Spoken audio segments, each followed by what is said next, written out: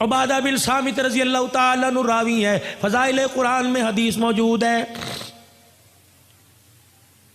فرمایا جو رات کی تنہائی میں خدا کے قرآن کی تلاوت کرتا ہے، جب اس کے مرنے کا وقت آتا ہے، دل کے اجالے میں مشغلہ قرآن بنا، فارغ وقت میں قرآن کھول کے بیٹھ گیا، اور لوگوں سفر میں قرآن پڑھنے لگ گیا، فرمایا یہ قرآن پہ کیا دے گا؟ فرمایا جب مرنے کا وقت آتا ہے، ادھر موت کا جھٹکا لگتا ہے، ادھر غسل دیا جاتا ہے، یہ قرآن کفن سینے کے درمیان میت کے چھپ جاتا ہے، جب قبرستان میں لے کے جاتے ہو قرآن ساتھ ہے، جنازہ پڑھاتے ہو قرآن ساتھ ہے، جب قبر میں اتارتے ہو قرآن ساتھ ہے، جب اوپر تختے رکھ کے مٹی ڈالنے لگتے ہو قرآن اس کے سینے میں سے نکل کے سرانے کھڑا ہو جاتا ہے۔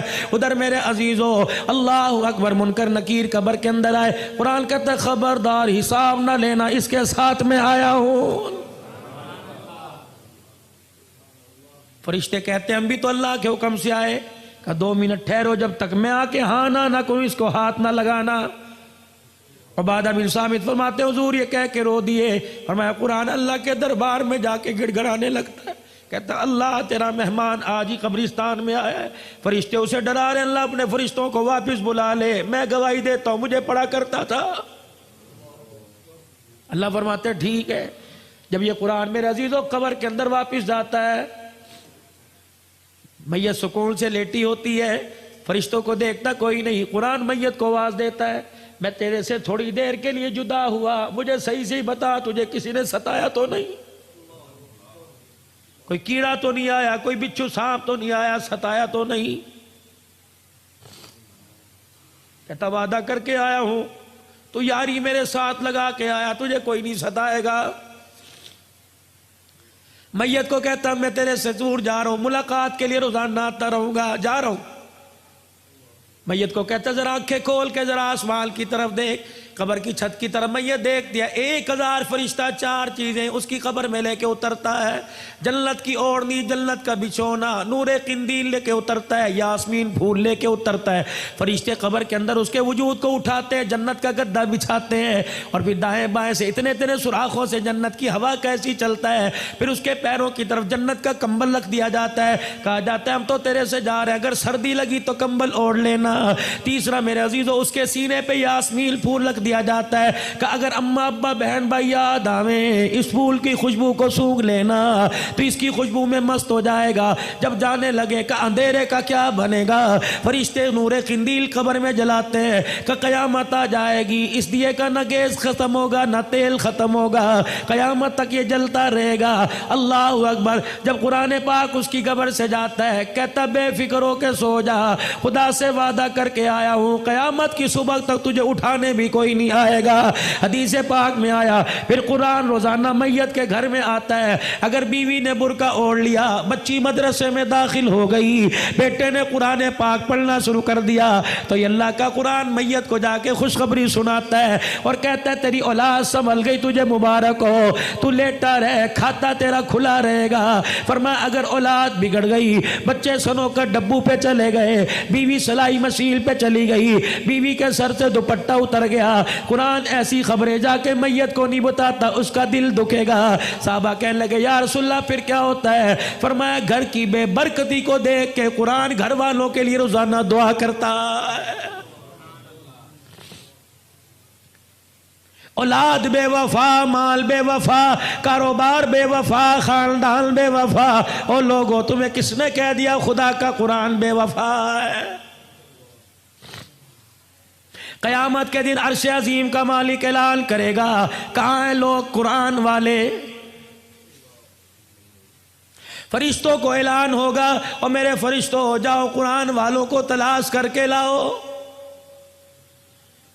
پروردگار عالم کے حکم پہ فرشتے قدم اٹھائیں گے، فرشتے مڑ مڑ کے دیکھیں گے کیا ہوا، یا اللہ قرآن والوں کو تلاش کر کے لائیں، ان کی نشانی کیا، یا اللہ کون سا ٹائٹل، کون سی نے شیلڈ ملی، یا اللہ کون سا اس کا حصہ نور کا چمک رہا، یا اللہ ماتھا چمک رہا، ہاتھ پیر چمک رہے، یا اللہ جس سینے میں قرآن تھا وہ چمک رہا ہے۔ الہ العالمین یا تو حضرت آدم علیہ السلام سے لے کر جناب کالی کملی والے محمد عربی صلی اللہ تعالی علیہ وسلم کی ساری امتیں کھڑی کھڑی ہیں، الہی تیرے قرآن والے کون ہیں؟ سنو، اللہ فرماتے ہیں او فرشتو، میدان محشر میں جتنے مرد اور بوڑھے بچے کھڑے ہیں ہر ایک کے منہ کو سونگتے رہو، جس کے منہ سے مجھ کو عنبر کی خوشبو آ رہی ہے وہی میرا قرآن والا۔ رحمت دو عالم صلی اللہ تعالیٰ علیہ وسلم معراج پہ تشریف لے گئے، جیسے زمین پہ بیت اللہ ہے، ساتھ میں آسمان پہ بیت معمور ہے، زمین پہ بیت اللہ کا فرشتے طواف کرتے ہیں، انسان طواف کرتے ہیں، بیت معمور کا فرشتے طواف کرتے ہیں۔ حضور فرمانے لگے جب جبرائیل مجھے بیت معمور کے پاس لے کے گیا، میرے ایک بزرگ بابا دیکھا، گھنی داڑھی والا، ناف تک نیچے داڑھی تھی، یوں کر کے جھول رہا تھا جس طرح دنیا کے اندر دائیں بائیں بچے بیٹھ کے پڑھتے ہیں، بچے بھی یوں کر کے پڑھ رہے تھے۔ میں نے پوچھا ابراہیم کون ہے؟ کہ یہ تیرا ابا ابراہیم۔ میں نے پوچھا اے جبرائیل یہ کون ہے؟ کہ تیرا ابا ابراہیم علیہ السلام ہے۔ کہ قرآن تو میرے پہ نازل ہوا، پڑھ ابراہیم علیہ السلام رہا ہے۔ یہ بچے کون ہیں؟ نبیوں کی اولاد ہیں۔ یہ بچے کون ہیں؟ یوسف کی اولاد ہے۔ یہ بچے کون ہیں؟ نوح کی اولاد ہے۔ کون ہے؟ کہ نہیں، دنیا کے اندر حجرہ شاہ مقیم میں بچہ قرآن پڑھنے گیا، 10 پارے ہو گئے، پڑھتا پڑھتا فوت ہو گیا۔ ابا کہتا کاش قرآن کا حافظ بن جاتا، جا محمد اس دنیا کے اندر جا کر اس کے باپ کو مبارکباد دینا، جو بچہ قرآن ادھورا چھوڑ کے آیا، 7ویں آسمان پہ ابراہیم انہیں قرآن کا حافظ بنا رہا۔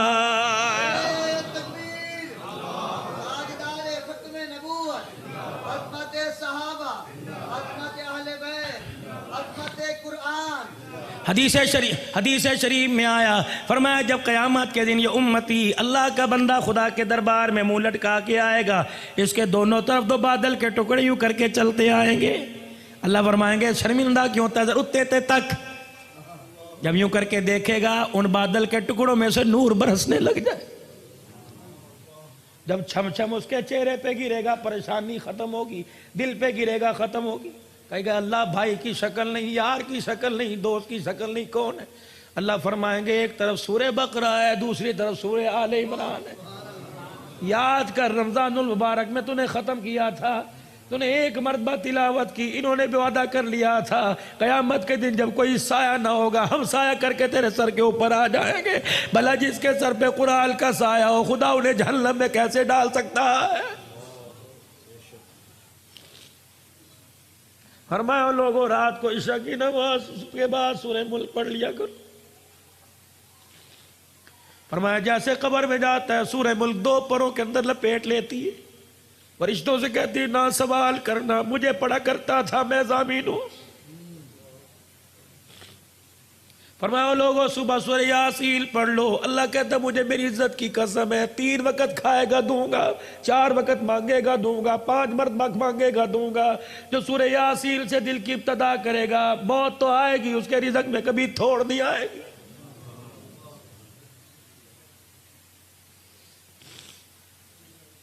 حضرت عثمان ذیشان رضی اللہ تعالی عنہ کہاں جا رہے ہیں؟ جناب عبداللہ بن مسعود کے پاس، علیل ہے، بچہ کوئی نہیں بچیوں والا، عبداللہ بن مسعود کے پاس گئے، اللہ تیرے پہ رحم کرے، کچھ تو کر لیا ہوتا، کچھ تو کما لیا ہوتا۔ اشرفیوں کی تھیلی دی، کہ لے میری طرف سے بچوں کو دے دے کام آئے گی۔ تھیلی جھولی میں ڈال دی، کہ تیری تھیلی کا کیا کرنا، جو مجھے رسول اللہ نے تحفہ دیا وہ میں نے بچوں کو دے دیا۔ میں نے اپنے بچوں کو سورہ واقعہ یاد کرا دی، میں نے کہا میرے بچوں مغرب کی نماز کے بعد تلاوت کرنا۔ کملی والے نے فرمایا جو سورہ واقعہ روزانہ پڑھے گا موت تو اس کے گھر میں آئے گی، رزق کی تھوڑ کبھی نہیں آئے گی۔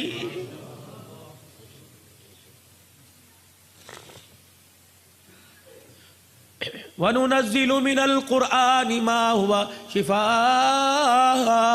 وظیفہ لے لو، اگر کسی کو کوئی بیماری ہو، مرض لا علاج ہو، عقیدے کے ساتھ کرے، 7 مرتبہ درود شریف پڑھے اور 7 مرتبہ سورہ فاتحہ آمین کے ساتھ پڑھے، اور ہر مرتبہ سورہ فاتحہ پڑھنے سے پہلے اعوذ باللہ من الشیطان الرجیم بسم اللہ الرحمن الرحیم پڑھے، اور والضالین کے بعد آمین پڑھے۔ فرمایا 7 مرتبہ پڑھے، دن میں 1 مرتبہ دم کر کے پی جائے، 7 دن پینے کے بعد چیک کرائے، جو مرض چیک کرائے گا تیرے جسم کی لوگوں میں خون تو نظر آئے گا، سورہ فاتحہ کی برکت سے وجود میں بیماری نظر نہیں آئے گی۔ حضور نے فرمایا شہد میں شفا ہے، اللہ کی قسم ہو ہی نہیں سکتا شفا نہ ہو، بیمار ہوا شہد چٹاؤ اللہ شفا عطا فرمائے، حضور علیہ السلام نے فرمایا نا۔ خدا کے واسطے میرے عزیزو اس وقت قرآن دنیا کے اندر میرے عزیزو آپ سروے کرو، اس وقت آپ کو دنیا کے اندر سب سے مظلوم ترین طبقہ قرآن کا پڑھنے والا پڑھانے والا نظر آئے گا، تنخواہوں میں کم، حیثیت میں کم، رہائشوں میں کم، کالونیوں میں کم، عہدوں میں کم۔ میرے عزیزو کون ہے جو قرآن والوں کی ڈگری قبول کرتا ہے؟